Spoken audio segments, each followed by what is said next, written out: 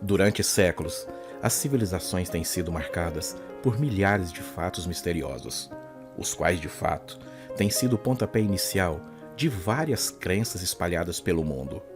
Por mais que a ciência e a arqueologia tenham evoluído, ainda assim não são suficientes para responder muitos enigmas que ainda assolam a humanidade. Na verdade, é que o método moderno científico acaba ainda gerando mais perguntas do que respostas, e que ainda o tempo insiste em não revelar. Em contraponto, existem inúmeros registros que nos informam que muitos eventos realmente fizeram parte da nossa história. Fato esse que, para muitos, gera apenas como uma fantasia. Até pouco tempo atrás, o que era mito acendeu a lanterna dos pesquisadores.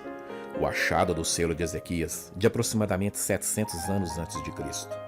Muito de nossas histórias se perderam, sem deixar praticamente nenhum vestígio. Para muitos historiadores e arqueólogos, tudo indica que tudo se perdeu após o dilúvio. Mas parece que não. Durante séculos, o Vaticano escondeu um documento que mudou mais tarde o rumo de uma história.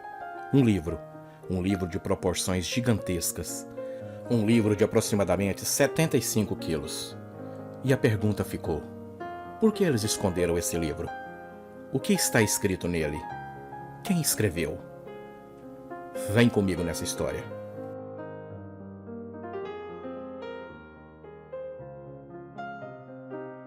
O Livro dos Gigantes é um manuscrito autêntico que confirma a existência desses seres enormes, conforme citados em Gênesis 6 e no livro apócrifo de Enoque.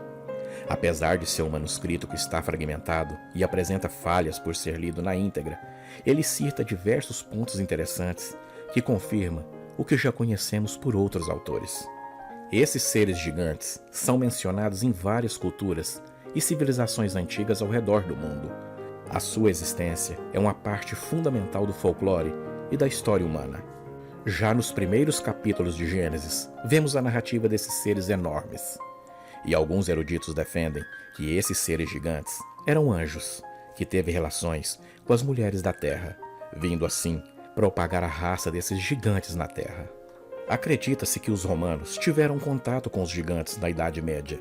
Seriam eles os mesmos gigantes pós-diluvianos contados na história e na Bíblia? Haja vista que esses seres não foram totalmente exterminados da terra. Vemos isso nas Escrituras, depois da Era Diluviana, aonde Josué e o povo hebreu enfrentam esses gigantes numa batalha sangrenta, aonde também Golias sendo morto por Davi e o rei Magog e vários outros. Lembrando que tudo isto após o dilúvio. A presença desses seres enormes veio a se espalhar pelo mundo. Muitos deles faziam parte de famílias nobres e seletas, como forma até de proteção e poder. Logo após o controle papal, o Vaticano obtiveram contato com esses seres gigantes, por questões religiosas e até política. Esse mistério pode estar no famoso Codex Gigas, também conhecido como o Livro do Diabo, um livro misteriosamente enorme, gigantesco. Guardado debaixo de 7 chaves, ninguém poderia ler esse livro, exceto um grupo seleto de monges. E pelo seu enorme tamanho, o livro foi considerado uma das 8ª maravilhas do mundo. 624 páginas e 75 quilos. Folhando já nas primeiras páginas, consta que os monges beneditinos de Polagizé, exterminados no século XV, teriam sido os donos desse enorme livro. Mas a pergunta é: quem o fez? Que livro é esse? Por que esse tamanho? Por muito tempo, a cúpula papal do Vaticano tiveram contato com esses seres gigantes. O imperador Maximinus Thrax era um gigante. Ele entrou no exército romano em 190 d.C. e, devido a seu enorme tamanho e grande força, rapidamente ele começou a subir nas fileiras do exército.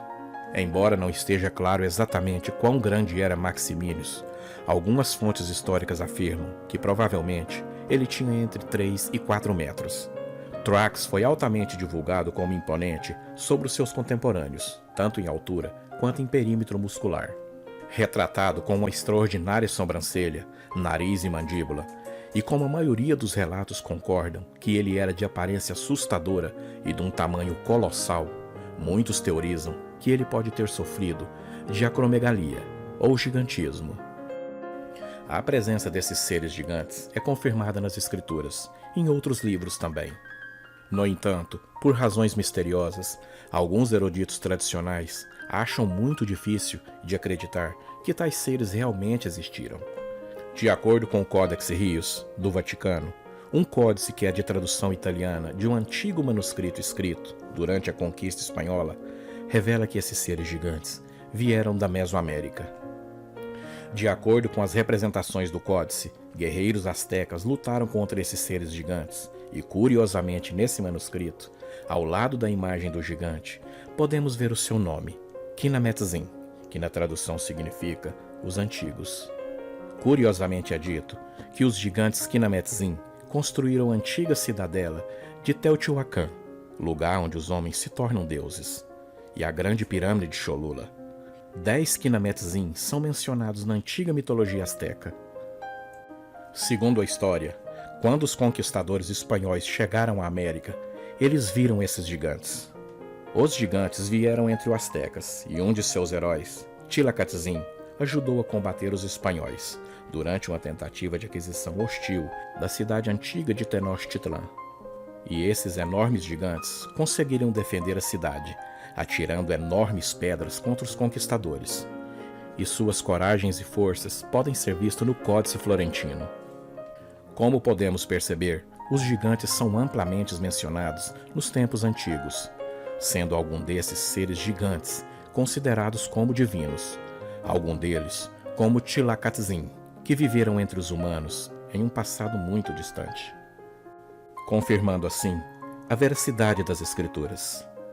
E haviam naqueles dias gigantes na terra, e também depois, quando os filhos de Deus entraram às filhas dos homens, e delas geraram filhos, e estes eram valentes, que houve na antiguidade, os homens de fama. Gênesis 6:4. Fray Diego Durán nos diz muito sobre a história e cultura asteca. Seus escritos oferecem alguns dos mais antigos textos sobre os antigos astecas, sua vida, religião, costume e mitologia. Durán aprendeu muito sobre a civilização asteca. Ele teve acesso a materiais muito antigos. E quando se trata de seres gigantes, Durán escreveu: Não se pode negar que houve gigantes neste país.